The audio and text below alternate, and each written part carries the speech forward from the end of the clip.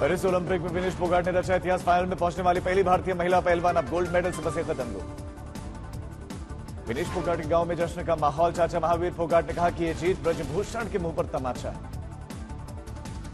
बजरंग पुनिया ने विनेश को बधाई देते हुए कहा कि दुनिया के पहलवानों को पटकने वाली अपने ही देश के सिस्टम से हार गए। विनेश फोगाट की जीत पर विपक्ष का तंज। राहुल गांधी ने कहा कि विनेश की नीयत काबिलियत पर सवाल उठाने वालों को मिला जवाब। विनेश फोगाट महिला कुश्ती में ओलंपिक के फाइनल में पहुंचने वाली पहली भारतीय महिला पहलवान बनने पर बबीता फोगाट ने बधाई दी। ट्वीट कर शुभकामनाएं दी। पेरिस में 50 किलो वर्ग के फाइनल में पहुंचने वाली पहली भारतीय रेसलर बनी विनेश। सेमीफाइनल में क्यूबा के खिलाड़ी को मात दी। कल होगा विनेश फोगाट का फाइनल मुकाबला। विनेश के फाइनल में पहुंचने के बाद भारत का कुश्ती में मेडल पक्का हुआ। पेरिस में हॉकी की सेमीफाइनल में भारतीय टीम को मिली हार। कांटे के मुकाबले में जर्मनी ने 3-2 से दी मात। ब्रॉन्ज के लिए स्पेन के खिलाफ मैच। नीरज चोपड़ा ने पहले ही थ्रो के साथ जैवलिन थ्रो फाइनल में क्वालिफाई कर लिया। 89.34 मीटर पर रही नीरज की पहली थ्रो। 8 अगस्त को फाइनल मैच। ओलंपिक पदक विजेता मनु भाकर और स्वप्निल कुसारी को आज दिल्ली में किया जाएगा सम्मानित। केंद्रीय खेल मंत्री डॉक्टर मनसुख मांडविया के आवास पर कार्यक्रम।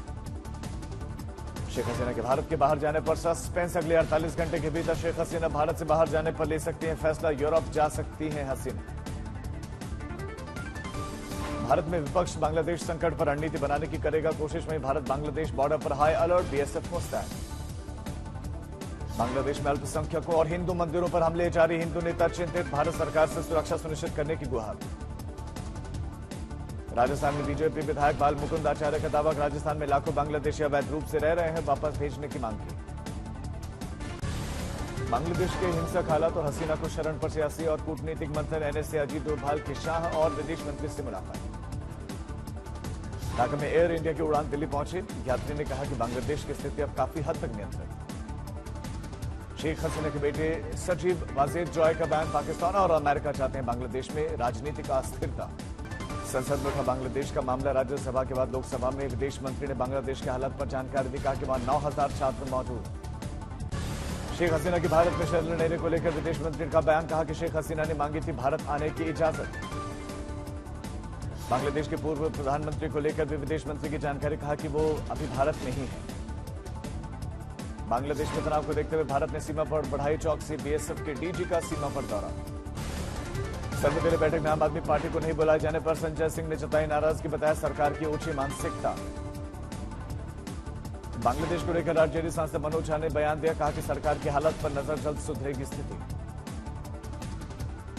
बांग्लादेश में अल्पसंख्यकों के हालात पर बोले विदेश मंत्री। कहा प्रदर्शनकारियों ने अल्पसंख्यकों की संपत्तियों को निशाना बनाया। शिवसेना नेता प्रियंका चतुर्वेदी ने बांग्लादेश के हालात को चिंताजनक बताया। बांग्लादेश के हालात भारत के लिए ठीक नहीं कहा। बांग्लादेश के हालात को लेकर फारूक अब्दुल्ला की चेतावनी। कहा कि हर तानाशाह को इससे सबक लेना चाहिए। देहरादून में सीएम पुष्कर सिंह धामी ने अपने आवास पर पूर्व सीएम हरीश रावत से मुलाकात की। बाढ़ बारिश के हालात पर चर्चा। वलसाड़ लोकसभा के गांवों को समुद्री कटाव से हुए नुकसान के चलते सांसद धवल पटेल ने केंद्र सरकार के सामने वलसाड़ के तटीय इलाकों के लिए सुरक्षा दीवार बनाने के प्रस्ताव पेश किया। आज उद्धव ठाकरे की सोनिया और खड़गे और राहुल से होगी मुलाकात। विधानसभा चुनाव कई और मुद्दों पर चर्चा। वक्फ विधेयक पेश करने की अटकलें जारी। अब तक सरकार की तरफ से सामने नहीं आई कोई भी टिप्पणी। हिमाचल के किन्नौर में बाढ़ पीड़ितों को मिली कंगना रनौत। लोगों से जाने हाल, मदद का आश्वासन दिया। अयोध्या के 2 दिवसीय दौरे पर पहुंचे सीएम योगी आदित्यनाथ। अयोध्या में रामलला के दर्शन करके आशीर्वाद दिया। अयोध्या में हनुमानगढ़ी मंदिर पहुंचे सीएम योगी। पूजा अर्चना करके हनुमान जी की आशीर्वाद। अयोध्या के विकास कार्यों को लेकर सीएम योगी आदित्यनाथ की अध्यक्षता में समीक्षा बैठक। सीएम ने अधिकारियों को दिशा निर्देश दिए। श्रीनगर में अमरनाथ यात्रियों का जत्था रवाना। पवित्र यात्रा को लेकर भक्तों में गजब का उत्साह। भक्तों की सुरक्षा को देखते हुए पुख्ता इंतजाम। सुरक्षा में दिखे भारतीय सेना के जवान। पुणे से हैरान कर देने वाली घटना। सोते हुए बेटे को जगाते हुए पिता ने बुलाई दमकल की गाड़ी। गाजियाबाद में दूध के टैंकर से ट्रक की टक्कर। दूध के टैंकर से दूध लूटने लगे उसके बाद लोग। टैंकर ड्राइवर की मौत। हरियाणा के रेवाड़ी में चेन स्नैचिंग की वारदात को लुटेरों ने दिया अंजाम। पुलिस ने की कार्रवाई। सोनप्रयाग में मंदाकिनी नदी पर सेना ने बनाया ब्रिज। निवासियों का रेस्क्यू किया। पटना में बीपीएससी पेपर लीक के मामले पर पुलिस की बड़ी कार्रवाई, 3 आरोपी अरेस्ट।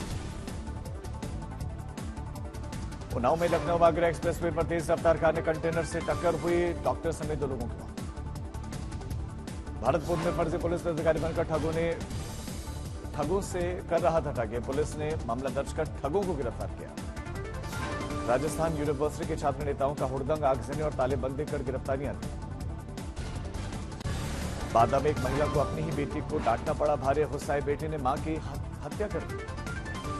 शामली में मांगा गया था वेज खाना, मिला नॉनवेज, श्रद्धालुओं का हंगामा। फतेहपुर में पुलिस ने हिस्ट्री शीटर पिता पुत्र को मुठभेड़, जवाबी कार्रवाई में दोनों के पैर में गोली लगी। जमशेदपुर में डॉक्टर और उसके साथियों से लूट के मामले में पुलिस का एक्शन, 7 अपराधी गिरफ्तार। गोपालगंज में 5 रुपए के कुरकुरे के पैकेट के लिए आदमी ने दोस्त को चाकू मार दिया। गुरुग्राम में ससुर ने अवैध संबंधों के शक को लेकर अपनी ही बहू की हत्या कर दी, पुलिस को खुद ही फोन करके जानकारी भी देती। छतरपुर में शख्स ने अपने दुश्मन को मरवाने के लिए 11 दिनों का सावन का व्रत रखा, व्रत खत्म होते ही बाइक को कुएं में डुबा दिया। तेलंगाना के वानापर्थी में घर में घुसा मगरमच्छ, आवारा कुत्तों ने मगरमच्छ को भगाकर शख्स की बचाई जान। गुरदासपुर में एक्टिवा पर शराब तस्करी करने वाली महिला गिरफ्तार, पुलिस ने 80 बोतल अवैध शराब की जब्त की। सूरत का कपड़ा व्यवसाय बांग्लादेश में अशांति से प्रभावित, सूरत का बांग्लादेश के साथ लगभग 500 करोड़ रुपए का कपड़ा कारोबार। वित्तीय वर्ष 2023-24 में 835 करोड़ रुपए की कमाई के साथ सूरत पश्चिमी रेलवे का सबसे अधिक कमाई करने वाला रेलवे स्टेशन बना।